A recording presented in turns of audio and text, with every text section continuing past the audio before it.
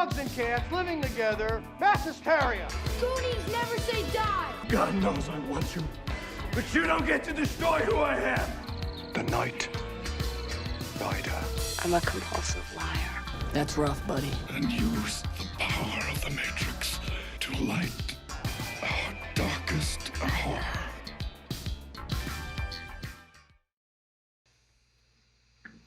Hey everyone, welcome to another very special episode of the FanCast.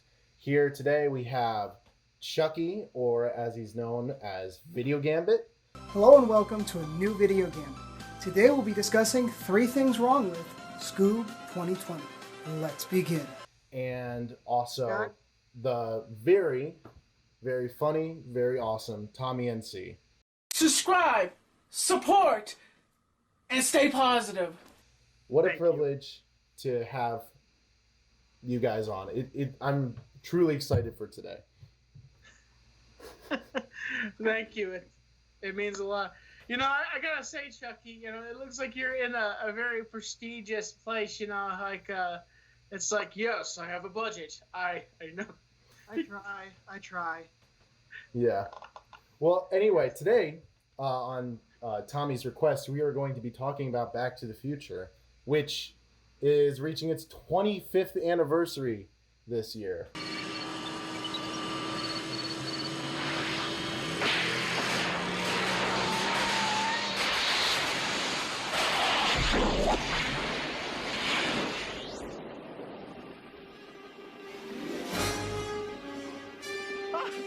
What did I tell you? 88 miles per hour! Which is Wow. crazy. It's absolutely crazy. So, You mean 35th? 35th, sorry. Yeah, it didn't come out in the 90s, obviously. But speaking I'm on turning 25. It didn't come out when I did. well, anyway, yeah. We don't sleep, guys. Speaking on that, Sleep with one eye open. when has each person been introduced to Back to the Future? Tommy, you can go ahead first. Tommy, go first. All right. I was introduced in the late 90s. I was introduced in the early 90s, I would say. I was born in 1990. So when I got you know, down to be older in the 90s, I got introduced to Back to the Future. My brother was a big fan of Back to the Future, and I watched it. Apparently, I used to call Back to the Future the Few.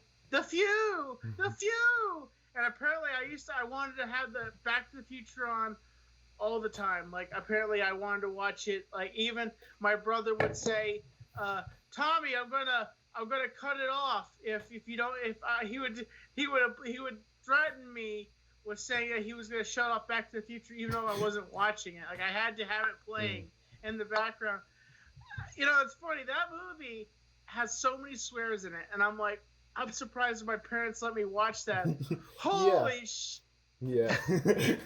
Yeah, with me, I was 8 when I first watched it. I don't know why my parents let me watch it, but it was one of the ones that slid past. It was really enjoyable. I think it was just because it's such a good movie, and I was just instantly glued to the story. Yeah. What do you think, Mike? For me, it was like the opposite because my parents didn't let us watch it at all for the longest time. And it wasn't until we got a service not sponsored, VidAngel, where they help filter the content, the objectionable content, that we were finally allowed to watch the trilogy. So I actually didn't watch it till like last year, or maybe it was the year before, but like about last year. It was last year. year. And so I was 23 first time seeing it. How about you, Mike? Wow. Yeah. So you didn't watch it all through the 90s at all? Like people would joke with you and make references, and you're like, I just don't know what you're talking about. Oh no, I understood the references. Sky, it's always been his favorite film, so I was always very aware of like the story. And I rode the ride at Universal. I loved the ride. Tommy, if you didn't know, like, we all grew up together. We've been childhood friends for years. So, like, if they didn't see anything, I would just tell them the whole plot of the movie. that's the bad thing about me is like if I don't know somebody's seen a movie and I go through the whole entire movie like Tommy, I haven't seen the movie, and I'm like, oh, I'm so sorry, and I'm like, sometimes I have to ask people now. Like I've kind of alerted myself to being an adult, where I have to tell people, hey, have you seen this movie? Yeah, I've seen that movie. I love that movie. Or, no, I haven't seen the movie. I'm like, well, you got to go see it. And I'm so stupid because sometimes I will spoil movies for people. Like I tend to do that. Me and Chucky tend to do that a lot. Yeah, it's like I have no idea what that feels like. No. I always try not to talk about movies at all unless I absolutely know people like have seen them. Yeah, Mike, when were you introduced to Back to the Future? Because out of all of us, I know you've been like... All right, so Sky, you said you were 8 at the time when you first saw it? Around 8. All right, That's like 2009-ish. 2008. Yeah, the first time I saw it was like around the same time. So it was like 2008 or 9. I was probably like 7 or 8.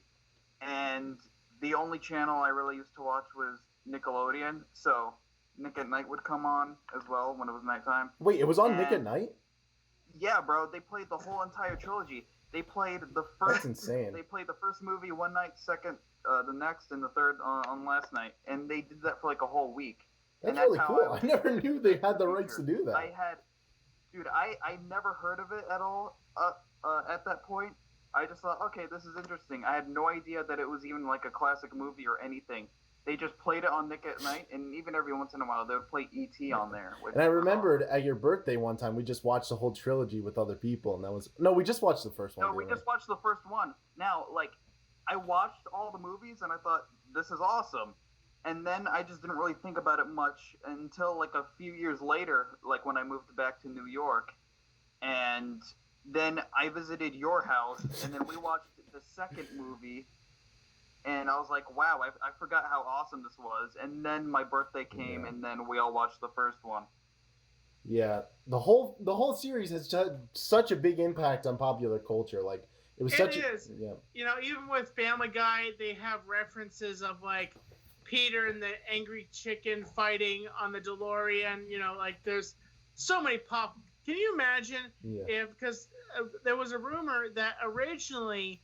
The DeLorean was supposed to be a refrigerator. Did you know that? Yeah, that it was also. Get into that, actually. Yeah, In fact, let's get into that. That was one of the original time travel devices, and one of the original finales. They didn't have the budget for it. Was that the DeLorean was going to drive into a nuclear cloud?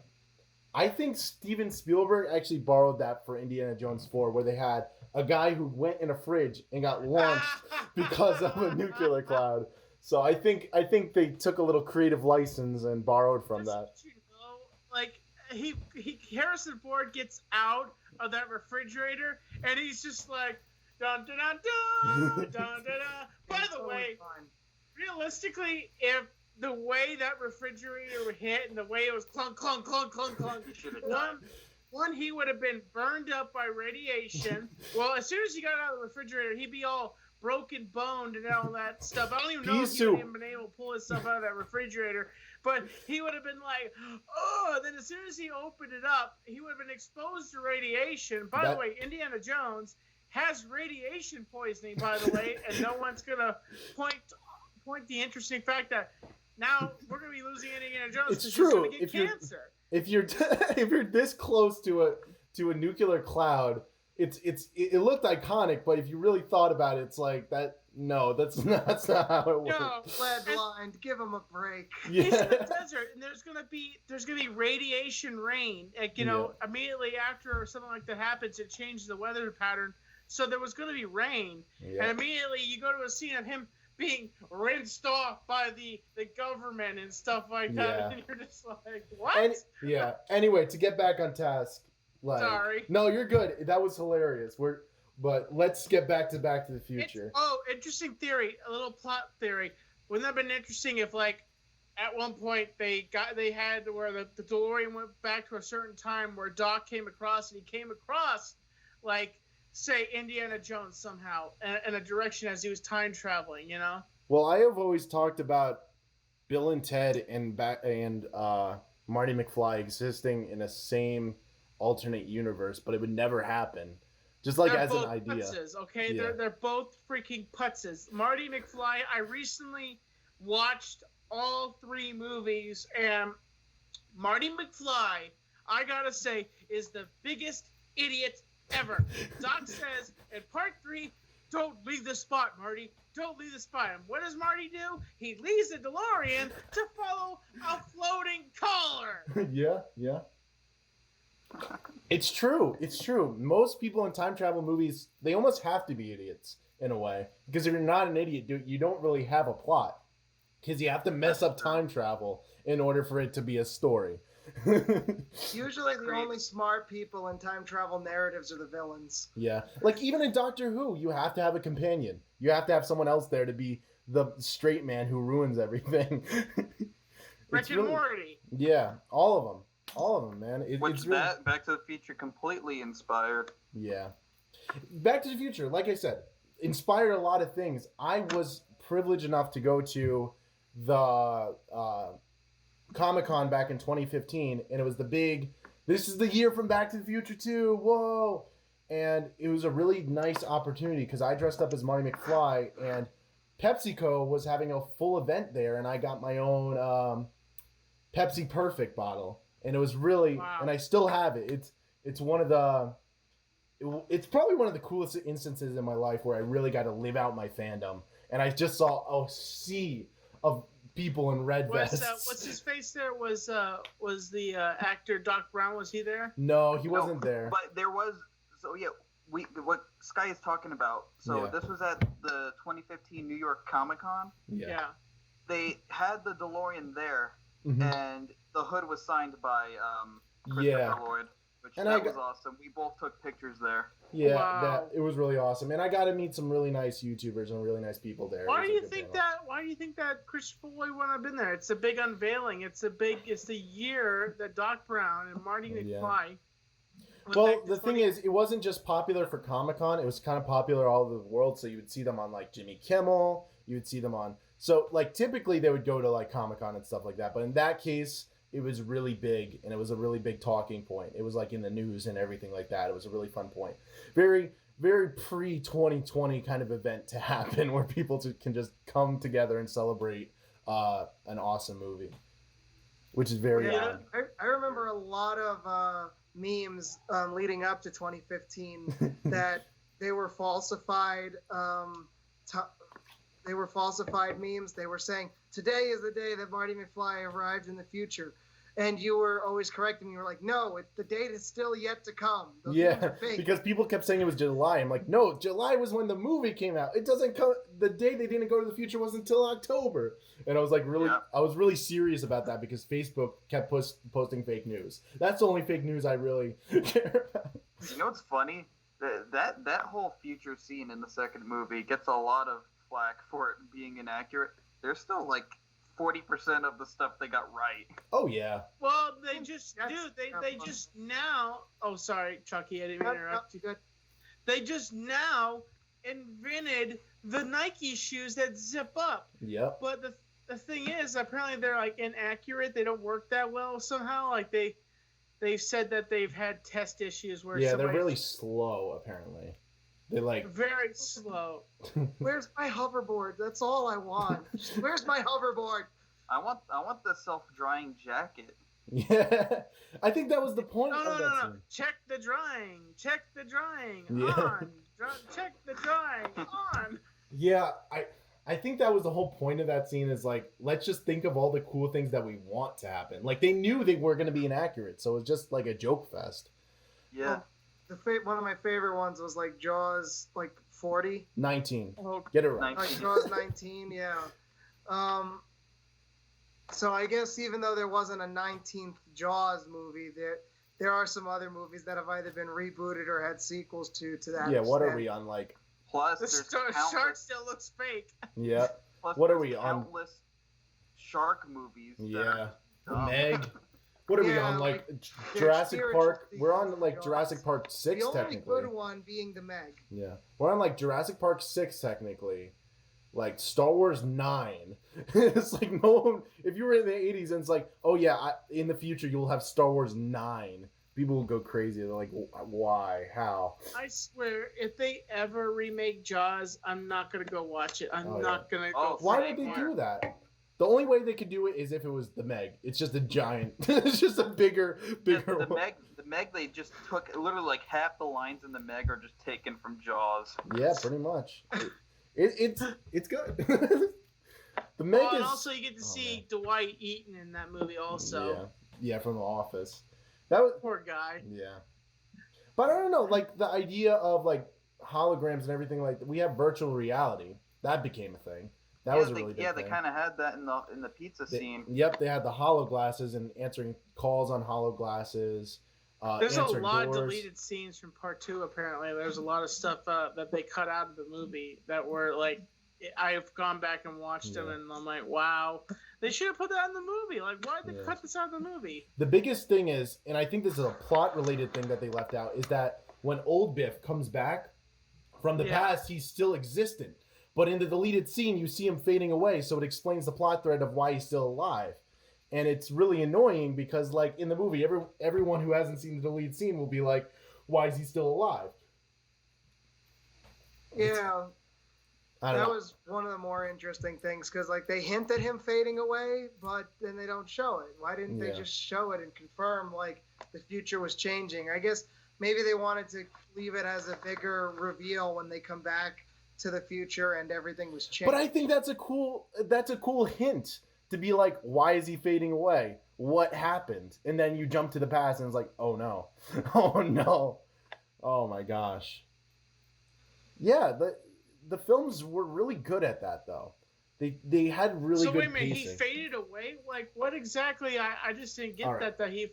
How did he fade away? Well, because... Okay, so in 2015... That version of himself no longer existed. The old man Biff went back in time and gave younger him the almanac, which changed the future. So the future that Marty and Doc are in then was about to change.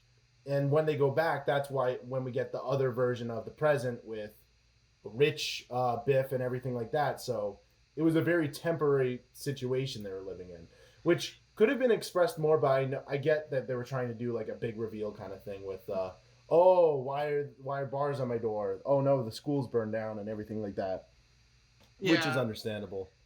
And they tried to make they really did try to make Biff look into Donald Trump. They always point that out, like, oh, he looks like Trump. Like, well, he does look like Trump. I think that was people try to say now, like, this is not getting political. This is just in general. People try to say now it's like, oh, that's funny that it predicted Donald Trump, and I'm like, no, Trump still existed in the 80s. Like that was the point that they were inspired by. You know, that was really funny. And he was already in movies in the 90s, like Home Alone 2. Yeah, I remember watching Home Alone 2 and be like, wait, what? And Little Rascals. My gosh, his cameo in Little Rascals is just, it's out of nowhere. He's just Trump. Just out of, I love it. It's like Elon Musk now. He appears in random things. Imagine Elon Musk just randomly cameoing in like pop culture films. He does that. He's been in several things. Like he was in Big Bang Theory and he was just there. It's so weird. But I like that. I like it. Oh, interesting fact. When Marty goes back to the future, he meets Doc Brown. Yeah. So that means every bit of like, why did Doc not fade away? Like the thing is, Marty and Doc met each other earlier on. So like, I think it's a different version of Doc. Like people have been trying to talk about that and like why he knows what the bulletproof vest and everything like that. Like I said, it's very contingent on who's in the time machine is the version. Like it's very weird because like if Marty goes back and he's in the time machine, it's that version of Marty and it doesn't matter, which doesn't make sense because he goes back to the past and there's only one Marty. I don't know. Yeah. There's a lot that doesn't make sense about the universe, but the thing is the plot holes they don't focus on. They focus on what kind of makes sense. You know what I mean? That's why like Avengers Endgame did it better, where they tried explaining like time travel theory a little more strictly. You know what I mean? And the interesting theory is how did Okay, here's another theory. I think it's interesting. How did Marty's mom not know that was her son when he came back? Because he literally he danced with her. He parked a car with her. Yeah. Well, You think they both would have said, "Wait a second, you look familiar." Yeah. No, nothing. It's just like their memories were wiped clean. That he was. Oh, sorry. No, you're good. Do you remember every single person you went to high school with? I do. Actually, I do. I think somebody, one of the writers who actually worked on the movie just said a little while ago, they only knew Calvin Klein for like a day. Week. Yeah, that's true. They only did knew it him for a week, so I don't think Yeah. it was.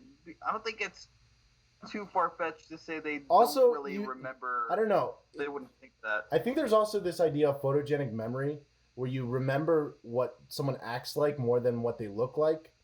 Like, Yeah. I remember that from high school. There's people that I could describe to you, but I do not remember the faces of. I'm 100% serious because they were only there for like a week. And I'm like, so and so. That could happen. It's a little bit of a stretch, but that could happen. It's very possible. I'm more curious about the dad. Like, he had a life-threatening attack by Darth Vader. Well, that's why he wrote the book. About when 1977 rolls around and Darth Vader just comes strolling in, like, doesn't that is bring true. back PTSD for him? Or Well, something? well, my theory is that he would. Everyone have the same. Did George Lucas have the same sleep? That's what I'm saying. I think George McFly is kind of like a Scientologist and believes that like George Lucas had the same prophetic vision that he had, and he turned it into a movie. I think that what would be in George McFly's book. He's like, Star Wars is a great example of one of the most prophetic. The book, by the way, did Marty write the book or did his father? No, write it was his father. It was definitely his father because he wanted to be a writer. I was confused. I thought it was Marty that wrote the book. I was like, wait a second, how did Marty write the book if he was in the future? George wrote the book 100%. But people also try to say that that's a bad time to be in because you don't know who your parents are anymore. You don't know who anyone is anymore because it's a completely different timeline, so it's not really a good ending. But notice the interesting fact.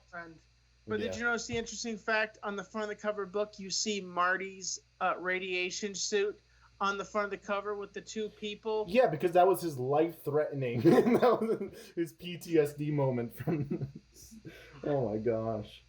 My name is Darth Vader. I'm from the planet Vulcan. What about when he tunes into Star Trek? Does he think the people who wrote Star Trek were also? What about Van Halen? When he puts on Van Halen, it's like Van Halen stole this from aliens. Man, I have an interesting question. How would you think the movie would have went if they stuck with Eric Stoltz as Marty McFly? And how would the franchise be like today if they kept him? I feel like that with Eric Stoltz. I feel like that I've seen bits and pieces of scenes of Eric Stoltz acting. I feel like that Back to the Future wouldn't have been such a big hit with Eric Stoltz. I feel like it would have been a B flick and forgotten about. But the fact that I wouldn't say B flick. I would personally think it would be like, what's a good example? Kind of more along the lines of like 16 Candles, where like a select few really like it, but not every single person's like, oh, 16 Candles, oh my gosh, the best film of the 80s. You know what I mean? Yeah. I just feel like that's like thinking in your mind, what would have happened if they had casted Nicolas Cage instead of Robert Downey Jr. as Iron Man? I don't think we would have the MCU as it stands now. That would be weird. Yeah, I think Michael J. Fox was definitely more marketable. I think, and they made the right choice. For me, Michael J. Fox will always be Stuart Little. That's what I grew up he was a with. great Stuart Little. The whole theory of Stuart Little, that kid could he would have been crushed in a second. Like, come on. That's true. Anyway, and the first thing they actually showed child abuse of him being in the washer. Oh my gosh, yeah, that's messed up. I don't know what. Who was like writing this and like, we're gonna drown him. The blender scene. That blender scene would have been perfect. Oh, honey, would you like some mixed drinks, son? Oh no. Oh my gosh. lost an eyeball? Oh no, Stuart! Anyway, we're gonna take a quick commercial break, and we'll be right back. After these messages, we'll be right back. The following announcement has been paid for by Morning, Noon, and Night.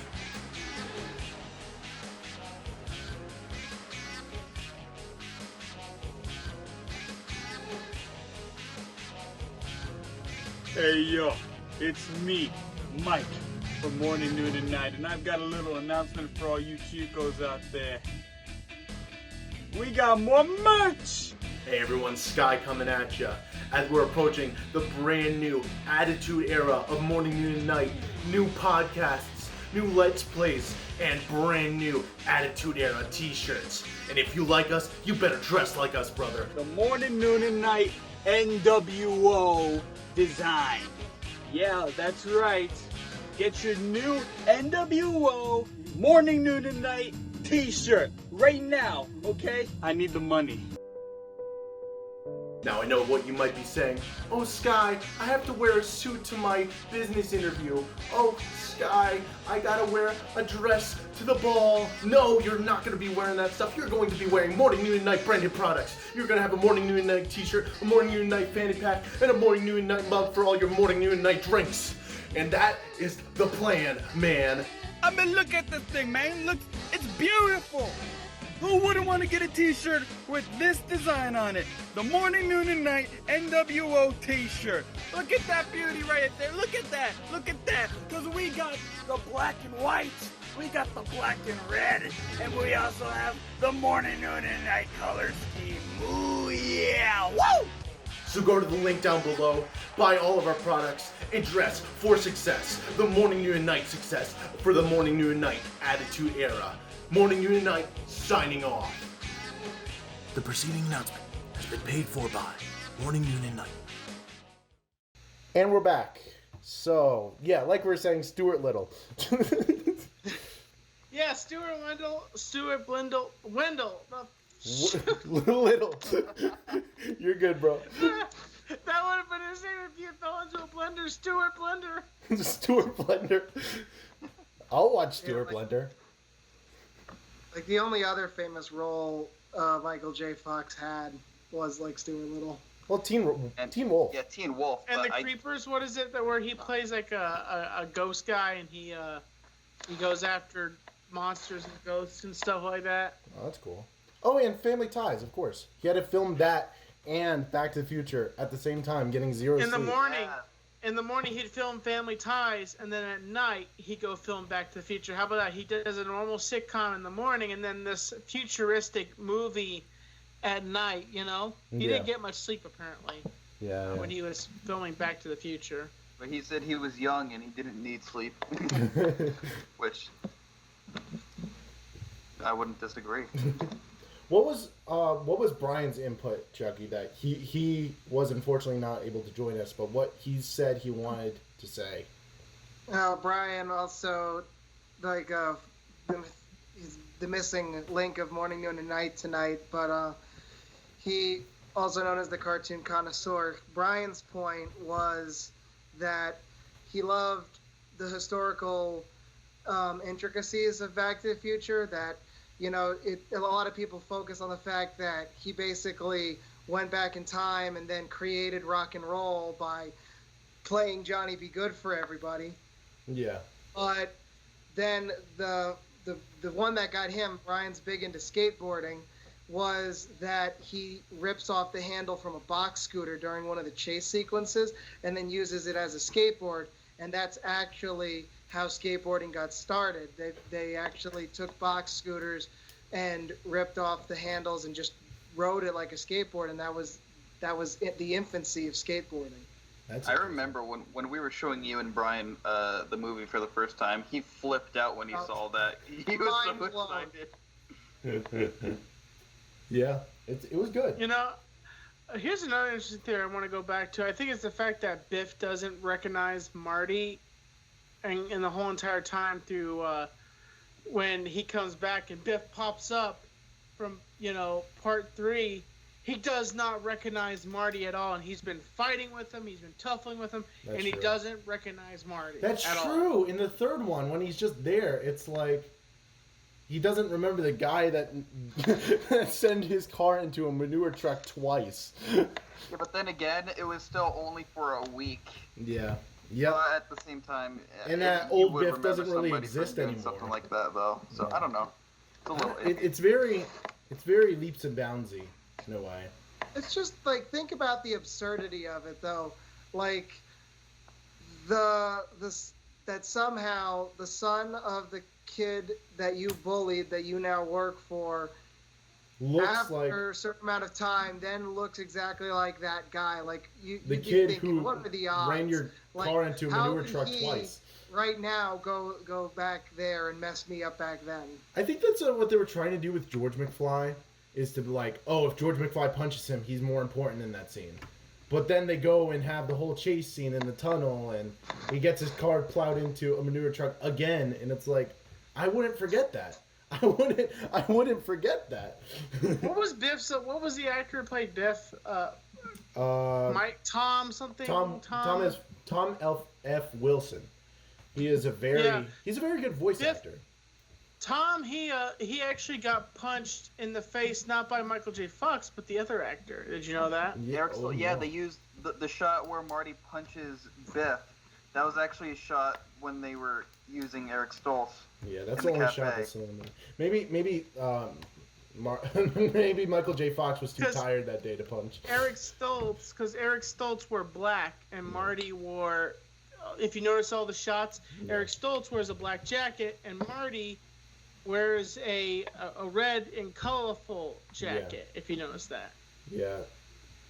I don't know. So I'm curious, Tommy. Did you see the video? I think it went pretty viral. It was a deep fake of Back to the Future, but replacing the faces of Michael J. Fox and Christopher Lloyd with Tom Holland and Robert Downey Jr. No, I don't think I've seen it. That was really good. I mean, I don't think a Back to the Future remake with a new cast could do well, but the deep fake made a pretty convincing argument, at least for a cast that might be able to pull it off. But I don't think they'd be able to pull everything else off. I think story-wise, it's completely ridiculous to reboot it. But, like, everyone who loves the MCU is always like, Tom Holland should do this, Tom Holland should do this, Tom Holland. Meanwhile, it's like... he got viral. All we know him is for Spider-Man, really. You know? Like, who's going to be like, I like Tom Holland in like, what, Pan? You know, okay, I'm going to pitch it like this. This is the storyline. It's been so long since Doc went back with his family and the time machine was destroyed. And you come back, it opens up to a barn, and you go inside of it, and inside is the remains of the DeLorean being rebuilt by Marty. Marty slowly is adding on and rebuilding the DeLorean to go find Doc. Oh, that's and the whole thing is, he gets the time machine completed, but what happens is you would kill off Michael J. Fox's character, and he dies, and Michael J. Fox's kids, Marty's kids, go back in time to find Doc to understand what exactly happened between him and Doc and why they stopped talking with each other. That's interesting, because I've always wanted a fan film that's about Marty's kids, but it would come from a different perspective. It would be our 2015, like the one we have now, not the one in the movie, and an old Marty with his son, and his son would be like, his dad would keep telling him, it was like, 2015 would have been an amazing year, but now we have this. And like the whole thing is that his son is more curious about what happened. Meanwhile, his dad's like, never do time travel, don't do time travel. And somehow he figures out like a prototype of the DeLorean. And then he meets Doc in the past and everything like that. I think that would be an interesting take on things. I took a screenwriting class for the very first time this past semester at my college, and what we had to do is we had to pitch our own story idea. I decided to go with a Back to the Future spin-off, all based on the Western Union mailman from the end of Back to the Future Part 2. It's just him and because when I watched Back to the Future Part 2, this was a few months ago, when I last watched it, and it went to that scene, and I was just thinking, man, how trippy is it that the place you've been working for has been holding this letter for 70 years, Yeah. and you're the one to deliver it to this Marty McFly guy that you know nothing about, and then you give him the letter, you ask him questions, and he just runs off. Like, And he's how screaming. He's like, strange he's alive! So, like, I decided to write this whole entire screenplay, and I've shared it with Sky as well, all on the mailman and just his whole journey with this letter, and, like, how it even, like, affected his own life, and I just thought it was really cool. And I think that we actually thought of even, like, making a play for it, because we actually, Sky directed a play stage about plays. a year ago. And we were It would be that good a great drama. format. It'd definitely be good drama. It's better than the Back to the Future musical they're doing now, which seems really ridiculous. There's a Back to the Future musical? Yeah, it's... If you look into it, you'll be sorely disappointed. It's really, really bad.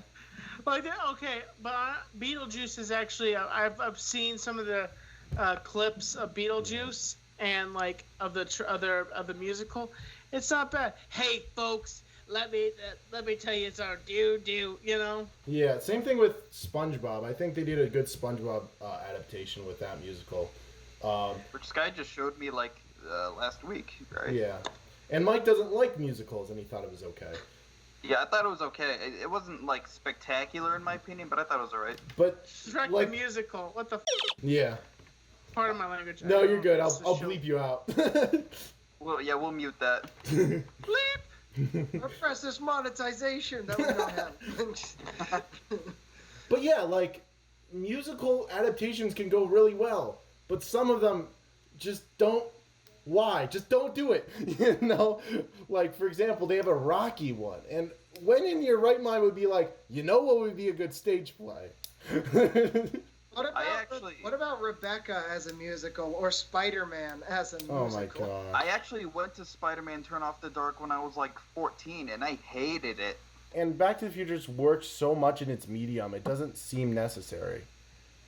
Yeah. It seems very... You know, there was going to be a Back to the Future manga, I think like a few years ago, that this one manga artist was going to release, but he didn't have the rights.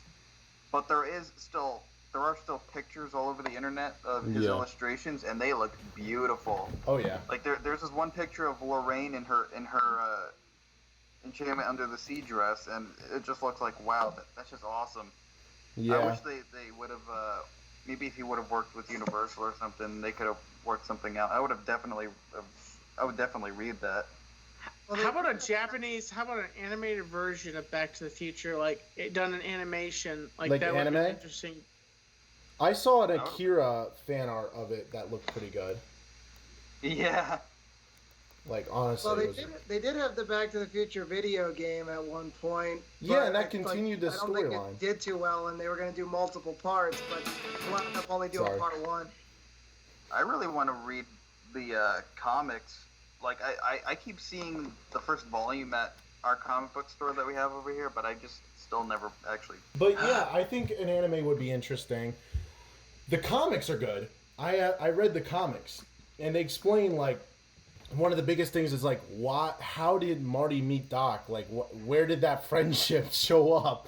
Like, I've seen a lot of, even a comedian, I forget who was, he commented on it. It's like, how did this random two people come to know each other? And it's an actual really interesting story, and it's in the comics, so. And that's, like, one of the early comics, right? Yeah, I didn't read too much of the other. It's just a collection of a handful of them. And there's one, oh my gosh, so good. It's a young Doc in the 40s who shows a mini time travel device to these two government people, and then Marty from the present comes back in the time machine and starts speaking in Russian, and takes Doc, young Doc, to the future and shows him that if he gives his invention to these people, basically the Russians would take over all of North America. And I'm like, I would watch a movie. I think I would watch a series just on young Doc's adventures. Like that. That would be insane. I would see that. Or at least that sounds amazing. Yeah, I think that would be crazy. What do you think, Tommy? What do you think would be a fun adventure to have? What do you mean? Just like a time period or something that would be interesting in a Back to the Future movie. I think it'd be interesting to count across Jurassic Park with Back to the Future because they're both Stephen King movies. Steven Spielberg. Yeah, you're right. A crossover, of different storylines. Well, that was what was cool about the ride, because the Back to the Future ride before it turned into the Simpsons ride, they had you go all the way to prehistoric era. They went to the Ice Age. And I thought that was just such a cool concept. And like even the writers were like, this is the official fourth movie is this ride. Mike never got to ride it, right? No, I never did. Dude, I have never. I've been to Universal for the first time, and I never went on the Back to the Future ride. I only heard about it. It stinks that it doesn't. I just recently went to Universal. Well, the Simpsons ride is what replaced it. And if you look at the ride, it's shaped like a DeLorean. Everything is just painted over, and it's a good Simpsons ride, but it doesn't live up to the whole idea of you going in a time machine and going back in time, and you have your own flux capacitor and everything like that.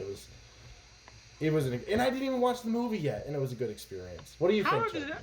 How is something like Back to the Future replaced with the Simpsons? Like, it's an iconic movie.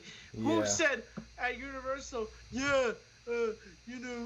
well, the thing is, they also went to 2015 in the ride, and people are gonna be like, "Oh, that's outdated." That was one of the claims, but I don't know. I think it would be still there. Probably the same person that said, "Let's get rid of Twister ride. Let's get rid of Jaws ride. Yeah, let's take out Twister and replace it with Jimmy Fallon." The Terminator 2 ride. Oh my gosh, the Terminator 2 live. They replaced it with a Bourne stunt show, and I'm like, I don't care about Bourne. I like the Terminator. Like the first, and they present it. Oh my gosh, they present it as a show for Cyberdyne. And guess what? The first thing they do is they bring up a bunch of real T-1000s, and they just start shooting at the audience. And when I wrote it, I'm like, this is the coolest live show ever. It's like that's the first thing they show is just a bunch of robots shooting at you. Cameron on like a $10 million budget or something, maybe $20 million budget, came back to direct and shoot the live action sequences from that show, and they got the actual actors to come back. Like, oh gosh, it was such a good live show, and it had this thing at the very end. Your seats dropped because it was like a big explosion happened, and it's like, oh my gosh, there's nothing like it. Speaking of rides that were truly underestimated, I rode this ride when I was a kid, but it was at Disney. And it's the ride where you get in there and this alien escapes. Oh, is that what they turned into the Lilo and Stitch thing? Yeah. Yes. Oh my gosh. My cousin keeps talking to me about that. That was originally going to be a Xenomorph. Smell of that burped up chili dog out of my head. That was the worst 4D experience. But Tommy, what was that like? Because it was really scary originally, right? Yeah. It was I was terrified as a child. All I do is feel this creature being. Oh my gosh. And I am shivering in my seat as a kid. I'm like, what the freak is going on here? Yeah, I would hate that. I would hate that. Apparently, that's why they stopped doing it, because the ride the ride was just too scary for kids. And I don't know, but Lilo and Stitch. It ruined both Lilo and Stitch and the ride. So what was the point of replacing with Lilo and Stitch? That ride's Poor awful. Stitch, he got ditched. He got mongoloid. He just got eaten up by. Oh my gosh! There's pictures of the animatronic. It was an impressive animatronic, even though it was a sucky ride.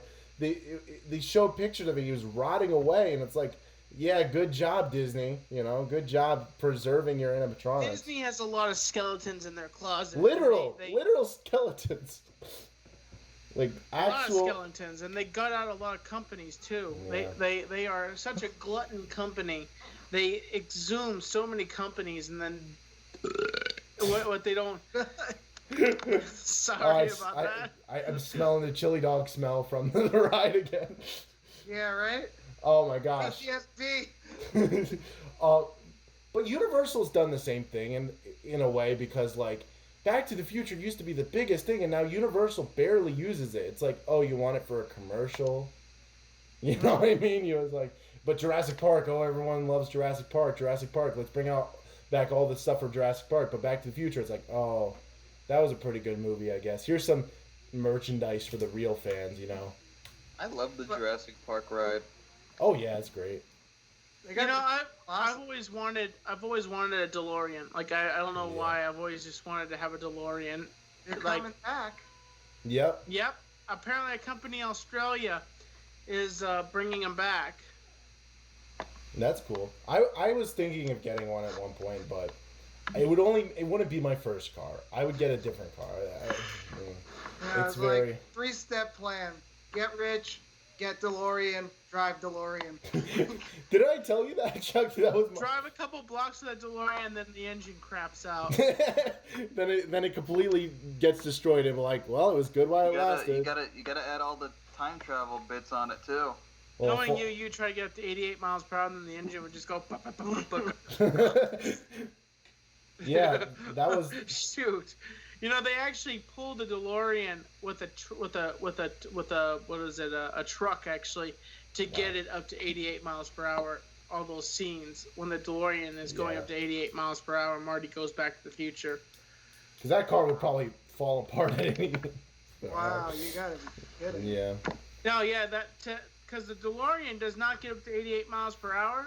It doesn't have a strong engine on it, and they actually had to use a truck, which they took out of it. Apparently, I guess they did a really good job of like blurring out that. Speaking of which, legendary practical effects in that film, like, oh my gosh, in the Back to the Future 2 scene, you still believe that car's flying. There's some like blue screen that's a little obvious, but like I've never not believed that the DeLorean isn't flying. It always looks like you never know the difference between a small model of it and the full thing. It's like magic come to life. You know, Griff's car, the whole Griff car and stuff like that. Yeah. That car actually did not start up. They actually put that on a forklift, and they lowered that car as it's coming into frame. Yeah. They lowered that car down with a forklift. Yeah, they chopped a DeLorean in half for a lot of scenes, and just had the front. I would take half of a DeLorean. I would take a quarter of a DeLorean. I don't care. Displayed in your garage. Yeah, it's like I have half of a DeLorean. You have it sitting in there. And that's just your man cave. It's just stuck up against the wall, and that's where you go to sit and drink your drinks and get drunk, and you're just like. That would be a great idea for like an overhang bar, kind of with a light hanging down, and it's just the front of a DeLorean. I would love that. That would be great. I've always talked about. I've been collecting VHS tapes. I'm going to recreate Blockbuster one of these days in my basement. That's my goal someday, to remake Blockbuster, because I missed that. I used to love Blockbuster when I was a kid. Honestly, boy. What a classic! Goodness gracious. I remember its last days when it was in our town. Did you ever, Mike? Did you ever visit? I know, like you're in the general area, but did you ever see? There was a Blockbuster in Middletown and Hollywood Video, and they're on opposite side of the streets. Were you there when that happened? No, I don't know. I just remember there being Blockbuster in Middletown. Yeah, there was one Blockbuster in Middletown, but there used to be a Hollywood Video on the other side where the bank is, and it was funny because it's like. They were like full on Krusty Krab versus Chum Bucket kind of thing, where it's like which one. and even though I love Blockbuster, the Hollywood Video there was pretty nice. It was a really good Hollywood Video. They had a lot. I used to go to Blockbuster all the time as a kid. That was one of my favorite places to go to. I was like, Mommy, Blockbuster, Blockbuster. Like Blockbuster was my all-time favorite place to go. That was my That was my all-time place to go see a. To go see a movie, to get a movie or a video game was to I go just to remember seeing so many movies on shelves and everything like that, and the distinct smell of the area, like there's always fresh popcorn. The smell of Blockbuster, like the smell of Blockbuster VCR tape. Like I would do that every time I pop open a VCR tape from Blockbuster. I would make that an air freshener. I'll put an air freshener in my car that was Blockbuster. You know something funny? It's like, and today that just would be coronavirus. Like coronavirus. The last one is in Oregon, right? Yeah, there's one that's still open. No, in Canada. It's in Canada. No, there's one in Oregon also, Tommy. Really? Like, yeah, there's a I full remember real when one. there was one left in Alaska, but that one must have got shot down. Yeah. I mean, who's going to go to a Blockbuster in Alaska? Yeah. I can't imagine living in Alaska. No hate to anybody that lives in No, Alaska. if you live in but, Alaska, like, the you have... hours there are insane, apparently. You're a very strong individual if you live in Alaska. I went to Alaska for like a week. It's very pretty there. Oh yeah. You saw the whales there, right? Whales. When a humpback whale breaches, it sounds like a bomb. So wait, it wasn't just two women swimming in the water? No. No. You could edit that out. I'm sorry. You're good, Tommy. You're good. I'll leave that in. I think that's funny. I actually went on like a whale watching boat, and it was for humpbacks and orcas, and I love orcas. That's the main reason why I wanted to go to Alaska. Yeah. And I saw both, but like when a humpback actually breaches and you're like there in person, it's awesome. It really is. It sounds like an explosion. I've never seen that. I've never experienced it. I want to experience it one of these days. It's great. I would definitely revisit. 10 out of 10. Would do it again. Would see a humpback whale again. Yeah. Well, anyway, guys, that is our 50-minute mark. So I think we're gonna wrap it up. Tommy, thank you so much for joining us. It's been such a pleasure. Thank you, Chucky, for tuning in as well. Been awesome. I cannot forsake morning, noon, and night. And I would also once again like to just extend a very big and warm thank you to Tommy for joining us. Thank you so much, man. That was really anytime you guys need a person to fill in for a podcast, I love doing podcasts over this. I love talking about movies. That's one of my biggest things. Maybe we could talk about Batman Forever or the Batman trilogy series and just different characters and stuff like that. Or it's up to you. If you guys want to come back, I would love to come back. All right, we'll definitely have you back. I love this vibe you guys have. I love this whole entire environment you guys have here. It's a really majestic and very entertaining environment. You know, and I know that you guys don't have a lot of subscribers, but the thing is, here's what I gotta say: you never give up, never surrender. Thank you, Keep on doing what you're doing here. Stay positive, right? Really, thank you so much. Yeah, thank you, and man. we'll probably take you up on that offer. We'd love to 100%. have you again and just talk some nerd culture. Yep. Yeah, I would love to come on this show. If you guys want me to be a regular guest, I'll be here when I'm not busy, because you know. Right. And also, is this being recorded right now? Yes. Yes. I also want to plug this. I have members turned on my channel. If anybody wants to become a TommyNC2010 member, you get exclusive content. Also, I think this Friday, we're releasing a contest. If you guys want to enter into it, you have to put a legitimate positive comment. And also, the other thing is, the other part of the video is, if you make a video, a legitimate positive video towards me saying hashtag Oreo Cookie Challenge / Tommyhead Challenge, you can win some cookies. You can win a pack of cookies, but you get, for the positive legitimate comment, you get another thing of cookies, but those are Oreo. You get Oreo cookies. You get an Oreo cookie. So I think it's this Friday that we'll be releasing the contest, and it's going to go to a certain time. All right. But, this video should be up Saturday. So would it still be going on by then? Yeah, probably. All right. So definitely be a part of that contest. Subscribe to Tommy, and thank you, man, for coming on.